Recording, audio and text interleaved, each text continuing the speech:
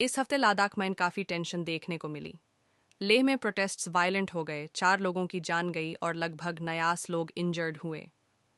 इस सब के बीच एक नाम सबसे ज़्यादा चर्चा में है, सोनम वांगचुक। आप सब उन्हें क्लाइमेट एक्टिविस्ट, इनोवेटर और एजुकेशन रिफॉर्मर के रूप में जानते हैं। उनसे इंस्पायर्ड एक कैरेक्टर बॉलीवुड फिल्म 3 इडियट्स में भी दिखाया गया था। लेकिन अब वांगचुक खुद कंट्रोवर्सी में हैं। पुलिस ने उन्हें अरेस्ट कर लिया है। उनका कहना है कि उनकी स्पीचेस ने प्रोटेस्ट्स को वायलेंट बनाया।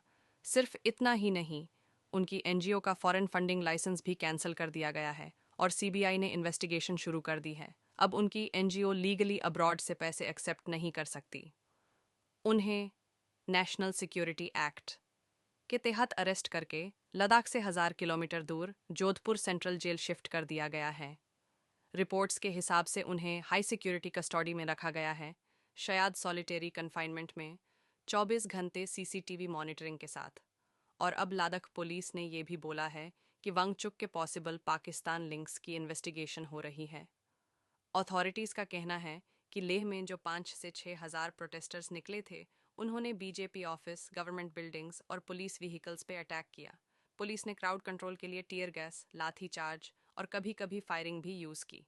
वायलेंस में एक एक्स सर्विसमैन सेवांग थर्चिन की भी मौत हो गई, जिससे लोकल सेंटिमेंट्स और भी स्ट्रांग हो गए हैं।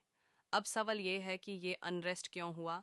बैकग्राउंड आपको याद होगा, 2019 में आर्टिकल 370 रिवोक हुआ और जम्मू एंड कश्मीर को 2 यूनियन टेरिटरीज में डिवाइड किया गया। JNK को लेजिस्लेचर मिला पर लद्दाख को नहीं। तब से लद्दाख डायरेक्टली सेंट्रल गवर्नमेंट के अंडर आ गया। लोकल्स का कहना है कि उनकी पॉलिटिकल आवाज़ ख़त्म हो गई है। इसीलिए उनकी 2 मेन डिमांड्स हैं, लद्दाख को स्टेटहुड मिले और लद्दाख को कॉन्स्टिट्यूशन के 6th स्केड्यूल में इंक्लूड किया जाए, जिससे ट्राइबल रीजन्स को ज़्यादा ऑटोनॉमी मिलती है लैंड, जॉब्स और रिसोर्सेज के ऊपर। ये डिमांड सालों से चल रही हैं, हंगर स्ट्राइक्स, मार्चेस और सिट-इन्स के थ्रू। लेकिन इस हफ्ते जब प्रोटेस्ट्स वायलेंट हो गए और वांगचुक अरेस्ट हुए, तो मूवमेंट एक नए टर्निंग पॉइंट पे पहुंच गया है।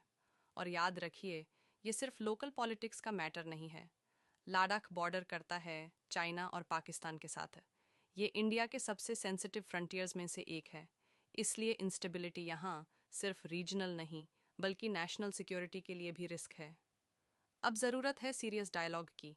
अगर सोल्यूशन जल्दी नहीं निकाला गया, तो अनरेस्ट और बड़ा हो सकता है।